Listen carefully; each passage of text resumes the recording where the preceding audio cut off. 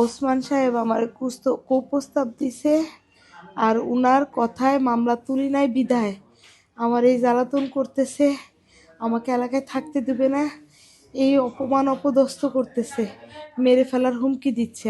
আর সাফায়েতুল্লাহ direct বলছে 2 লাখ টাকা দিতাম, 2 লাখ টাকা যদি আমি ওনাদের হাতে তুলে দেই আমার কোনো মামলা দিবে না, হামলা করবে না, ওনারা সব শান্ত হয়ে যাবে। আমার স্বামী ছিল, উনি মারা গেছে। না, আমি কোনো রাজনীতির সাথে জড়িত ছিলাম না, কিন্তু ওনারা যে 2 লাখ টাকা চাইছে, আমি বিধবা মানুষ, 2 লাখ টাকা কোত্থেকে দিব? ওই যে এই যে এত কিছু হচ্ছে, তবে সব কিছু হবে না, আমি শান্তিতে এলাকায় থাকতে পারবো। চাঁদা, এক কথায় চাঁদা চাইছে, আমি 2 লাখ কোথায় পাবো? কে দিবে? সাথে পূর্ব শত্রুতার জের ধরে ওরা আমারে খুব মারধর করে, এটা নিয়ে মামলা হয়। আমার প্রতিবেশী অমিত, অর্জুন, ওর তার ফ্যামিলি। তারপরে এই বিষয়টা নিয়ে ওসমান ভাই আমার সাথে বসার পর অনেকবার বসে যে তুমি এটা মিউচুয়াল করে ফেলো, কারণ ওদের থেকে উনি অনেক মোটা অঙ্কের একটা টাকা খাইছে সাফায়েতুল্লাহ সহ। তুমি একটু মিউচুয়াল করো, তুমি আমার সাথে একটু নিরিবিলি বসো, দরকার হইলে আমরা কোনো একটা রিসোর্টে বসে এটা নিয়ে আলোচনা করি, কফি খাই। তো একটা ব্যক্তিকে কফি খাওয়ার জন্য নিশ্চয় রিসোর্টে দাওয়াত দেয় না কেউ। তারপরে সাফায়েতুল্লাহ আমার বাসায় এসে ডাইরেক্ট বলছে ওসমানের কাছে যদি আমি ধরা দিয়া চলি, আওয়ামী লীগ সরকার যতদিন না আসবে আমি সেফ থাকবো।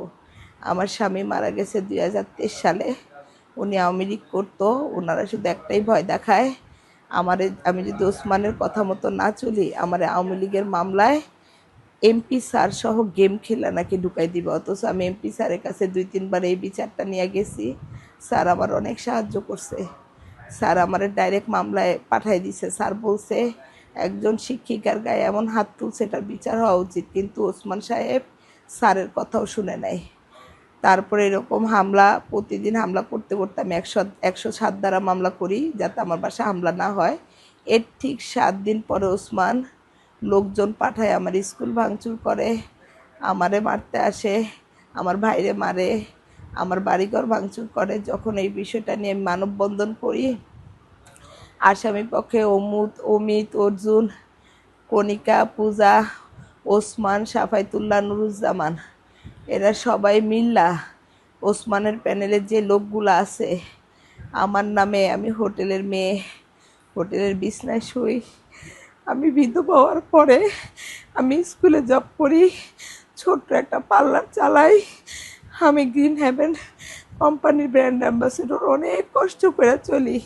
কিন্তু যখন ওসমানের লোকজনগুলো এইসব ভাষা লেখাগুলো লিখছে, আমার স্কুলের পোলাপানের বাসায় কালকে বিকাল থেকে হামলা করতেছে, আমার স্কুলের বাচ্চাগুলারে ভয়ভীতি দেখাইতেছে, কেন মানববন্ধন করছে, সব কিছু মিলাইয়া আমি আর সহ্য করতে পারি নাই।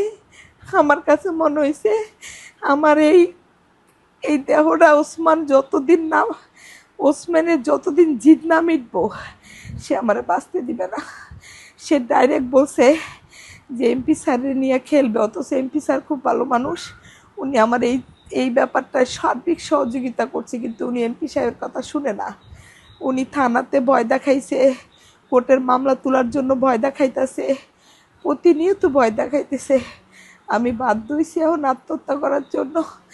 আমি একটা বিধবা মেয়ে, আমি যদি এত কষ্ট করে চাকরি করে চলতে পারি, আমি কেন অন্যের বেডে যাব?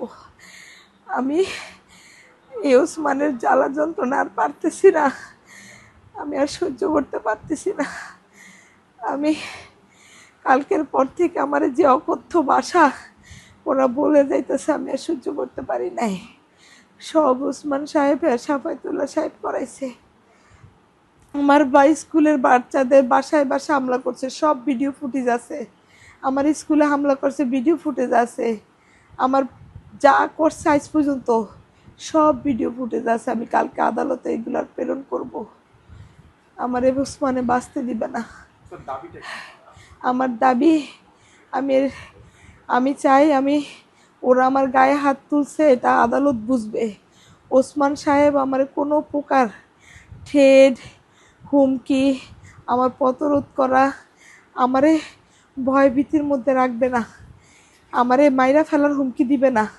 উনি আমার মাইরা ফেলবে, উনি আমার মাইরা ফেলবে। বাত ব্যথা, প্যারালাইসিস কিংবা আর্থ্রাইটিস, আধুনিক প্রযুক্তি ও অভিজ্ঞ বিশেষজ্ঞদের সমন্বিত চিকিৎসার নির্ভরযোগ্য নাম ডিপিআরসি। অফিস কক্ষে আইসা আমার স্কুল রুমে বইসা ওইটা সমঝোতা করবে বলছে, ওই মারামারির সাফায়েতুল্লাহর সামনে বলছে। সাফায়েতুল্লাহর সামনে ছিল যে আমরা একটু নিরিবিলি বসি, একটা রিসোর্টে গিয়ে কফি খাই। তখন আমার মাইন্ডে লাগছে ব্যাপারটা যে এই কথা কেন বলবে, কফি হাউসে কফি খাইতে মানুষ বসে, রিসোর্টে কে কফি খায়। তারপর সাফায়েতুল্লাহ যখন বলল যে ওসমান ভাইয়ের কাছে ধরা দিয়া চলো, যতদিন আওয়ামী লীগ সরকার আসবে না তুমি সেভ, তখনই আমি বুঝে গেছি যে এরা আমারে শান্তিতে বাঁচতে দিবে না। এই লড়াইটা তখন থেকে শুরু হয়েছে। আর উনার কথা মতো মামলাটা তুলতেছি না, এই দুইটা বিষয়ে উনি আমারে টর্চার করেই যাচ্ছে। আমি হয়তো আজকে মরি নাই, হয়তো ওনার জন্য আমার আবার আত্মহত্যা করতে, উনি আমার বাঁচতে দিবে না। কাজীর নেতৃত্বে আমার গত 4 তারিখ আবার আমার স্কুলে এবং আমার বাসায় হামলা করে। এইভাবে তারা আমাকে হুমকি ধুমকি দিয়ে যাচ্ছে, মৃত্যুর ভয় দেখায় যাচ্ছে। আমি রাস্তাঘাটে চলতে পারি না, আমাকে বিভিন্নভাবে বিভিন্ন জায়গায় আটকায় দিচ্ছে। আর ওসমান সাহেব প্রতিনিয়ত আমার স্কুলে এবং আমার উপরে হামলা চালিয়ে যাচ্ছে। এইভাবে যদি তারা হামলা চালায় যে একটা শিক্ষা প্রতিষ্ঠান, একটা শিক্ষার মেরুদণ্ড কি ধ্বংসের মুখে, তো আমি আমাদের এমপি মহোদয় এবং মাননীয় প্রধানমন্ত্রী তারেক রহমানের কাছে এর সুষ্ঠু বিচার চাই। তারাবো পৌর বিএনপির সভাপতি ওসমান সাহেব আমাকে একান্তভাবে বলে রিসোর্টে গিয়ে তার সাথে কফি খাওয়ার জন্য, এবং সাফায়েতুল্লাহ বলে আমি ওসমানের কাছে গিয়ে ধরা দিতাম, ওসমানের কাছে ধরা দিলে নাকি আমি তার কাছে সেভ, আমি নাকি আওয়ামী লীগের মামলা খাবো না। অথচ আমাকে আওয়ামী লীগের মামলা ভয় দেখিয়ে তারা আমাকে ইউজ করতে চাচ্ছে ওসমান সাহেব প্রতিনিয়ত আমাকে ঠেট দিচ্ছে। তার কাছে আমি ধরা দিতাম, তার সাথে আমি মিশতাম, তার সাথে আমি রিসোর্টে যাইতাম। আমি এর সুষ্ঠু বিচার চাই। আমাদের স্কুলে এইভাবে হামলা হয়, আমাদের ম্যাডামদের গায়ে এই হামলা হয়েছে, আমাদের এই নিয়ে আমরা প্রতিদিন আতঙ্কে থাকি।